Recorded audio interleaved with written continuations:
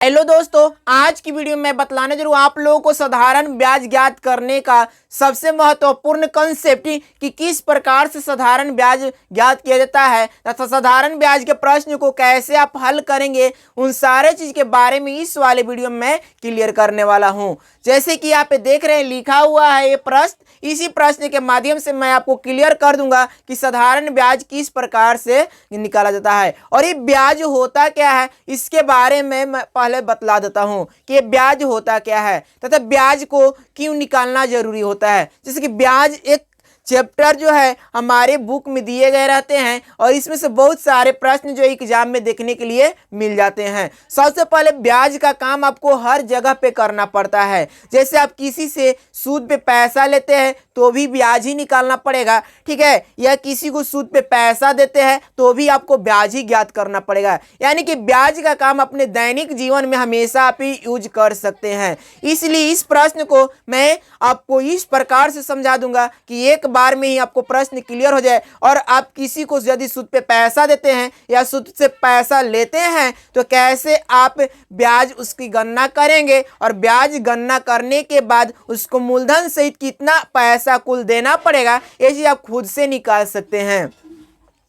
तो चलिए हम लोग शुरुआत करते हैं, इसको कैसे बनाया जाता है। प्रश्न दिया गया है कि 1000 रुपया का 5% वार्षिक दर से 5 वर्षों का साधारण ब्याज कितना होगा। यहाँ पे देखिए समय दिया गया 5 वर्ष और 1000 रुपया है। उसके बाद में यहाँ पे दिया गया कि 5% वार्षिक दर लेना है। दर का मतलब क्या होता है वो चीज समझिएगा और ब्याज का मतलब क्या होता है वो चीज समझिएगा और यहाँ पे मूलधन का मतलब क्या होता है वो चीज समझिएगा। सबसे पहले हम इसको फार्मूला की बात करें, सूत्र की बात करें तो इसका सूत्र इस प्रकार से होता है। यानी कि साधारण ब्याज निकालने के लिए आपको सूत्र से भी निकालना है तो सूत्र से भी निकालेंगे और विदाउट सूत्र से भी निकाल लेंगे। तो चलिए मैं सूत्र के माध्यम से इसको हल करके बतला रहा हूं। तो सबसे पहले क्या होता है मूलधन गुने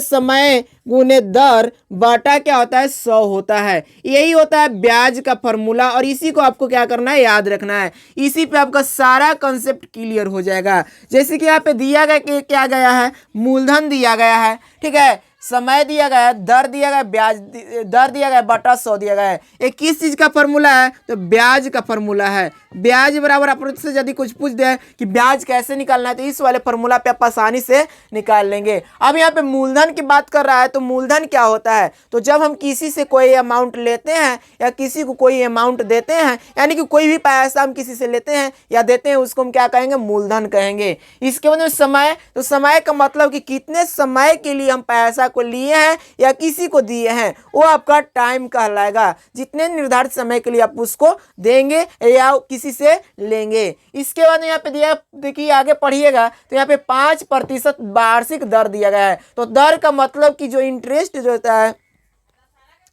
वो कितने परसेंट से आपको लेना है या कितने परसेंट से देना है, वो इंटरेस्ट आपका दर कहलाएगा। तो यहाँ पे 5% इंटरेस्ट है, यानी कि 1000 पे 5% आपको इंटरेस्ट मिलेगा, ब्याज मिलेगा। चलिए इसको हल करने के लिए सबसे पहले इसमें जो दिया गया है उसको लिखिएगा। यानी कि मूलधन सबसे पहले लिखना पड़ेगा। तो जितना अमाउंट हम किसी को देते हैं लेते हैं वो क्या कहलाता है, मूलधन कहलाता है। यानी कि मूलधन बराबर कितना हो जाएगा, 1000 रुपया हो जाएगा। इसके बाद में दर की हम बात करें तो दर यहाँ पे दिया गया 5%, यहाँ पे दिया गया ये 5% आपका दर कहलाएगा। इसके बाद में समय यहाँ पे दिया गया 5 वर्षों के लिए, तो यहाँ पे हम क्या करेंगे, समय बराबर लिखेंगे 5 वर्ष।